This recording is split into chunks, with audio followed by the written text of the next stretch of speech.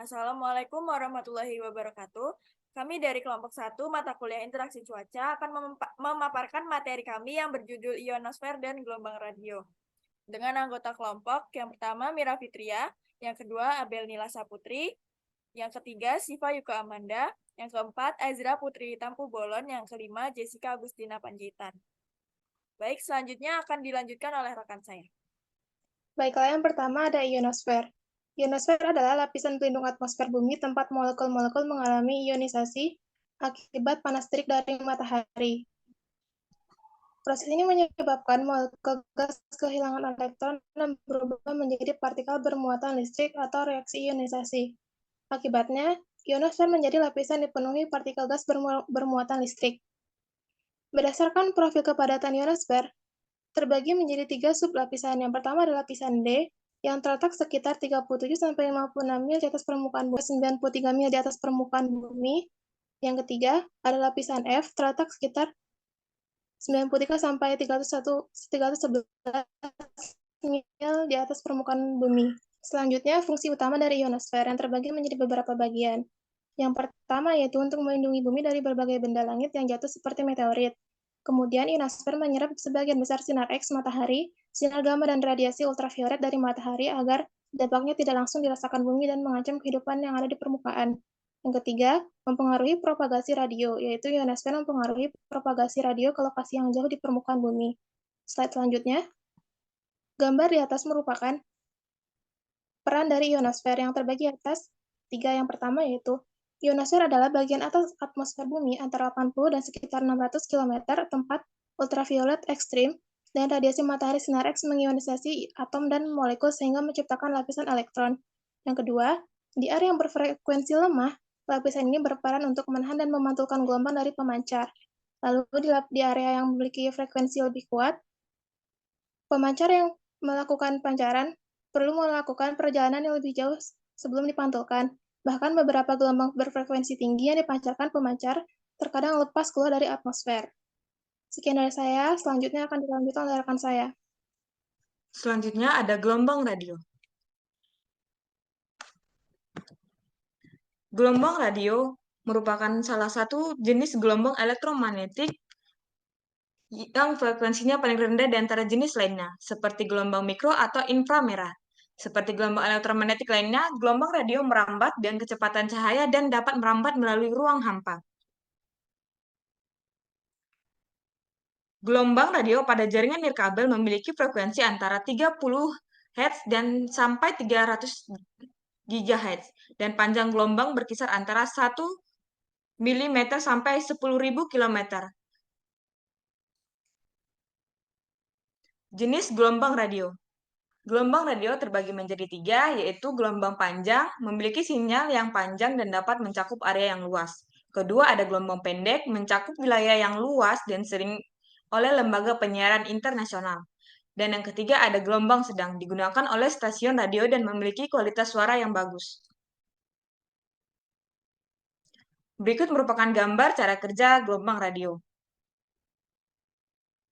Secara sederhana, cara kerja gelombang radio yaitu dengan merambat di udara pada kecepatan 300.000 km per detik. Sinyal radio disiarkan menggunakan gelombang pembawa.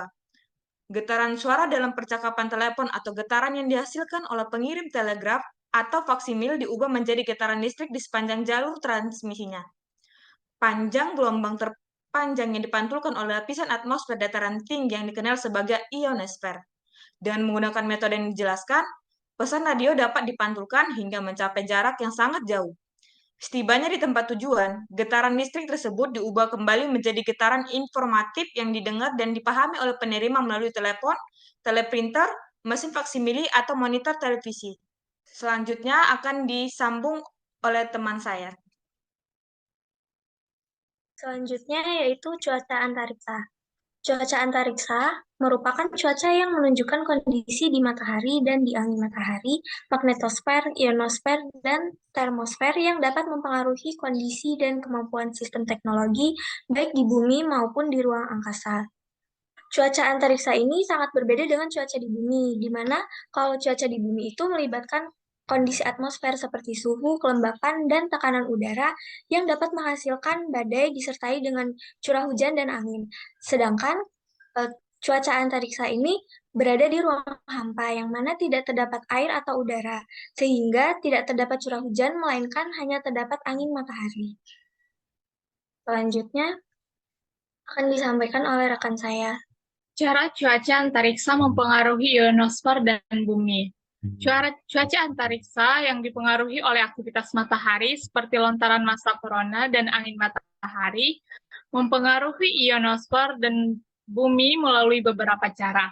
Cara yang pertama yaitu melalui ionisasi di ionosfer. Radiasi ultraviolet atau UV dan sinar X dari matahari menyebabkan ionisasi molekul dan atom di ionosfer, menciptakan lapisan-lapisan terionisasi pada ketinggian yang berbeda. Ini paling intensif terjadi pada siang hari dan di sekitar ekuator. Yang kedua, adanya badai geomagnetik. Partikel bermuatan dari angin matahari dapat mencapai bumi dan berinteraksi dengan medan magnet bumi yang menyebabkan badan geomagnetik. Yang ketiga, yaitu gangguan ionosfer. Badai ionosfer dapat menyebabkan pemadaman komunikasi frekuensi tinggi dan mengurangi akurasi navigasi GPS. Kemudian yang keempat ada aurora. Partikel bermuatan dari angin matahari berinteraksi dengan molekul di ionosfer di daerah kutub menghasilkan borealis dan australis yang indah, namun juga menunjukkan adanya aktivitas geomagnetik yang kuat. Kemudian yang kelima, pemanasan atmosfer.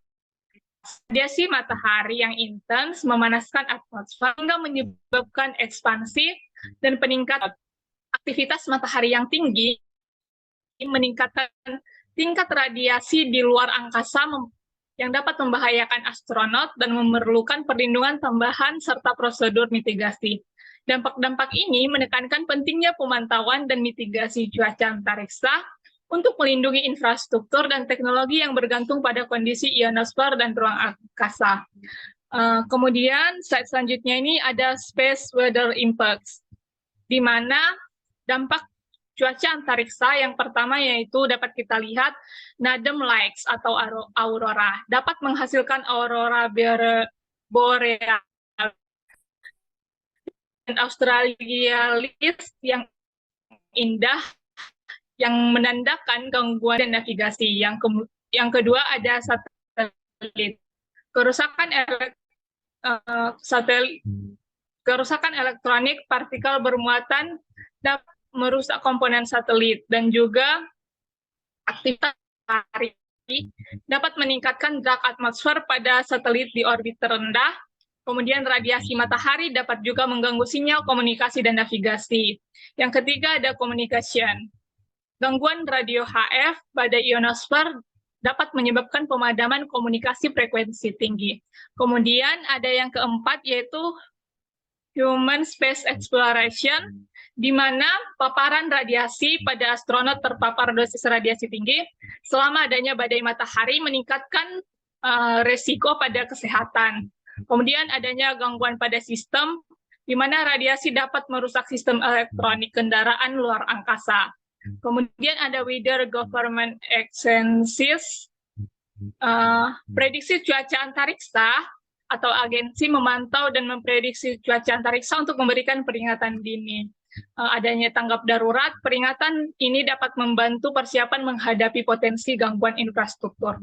Kemudian yang keenam ada efisien. Navigasi dan komunikasi, gangguan ionosfer dapat mempengaruhi komunikasi dan navigasi pesawat, terutama di lintang tinggi. Kemudian yang ketujuh atau yang terakhir ada electric grow. Badan geomagnetik dapat merusak jaringan listrik dan menyebabkan pemadaman.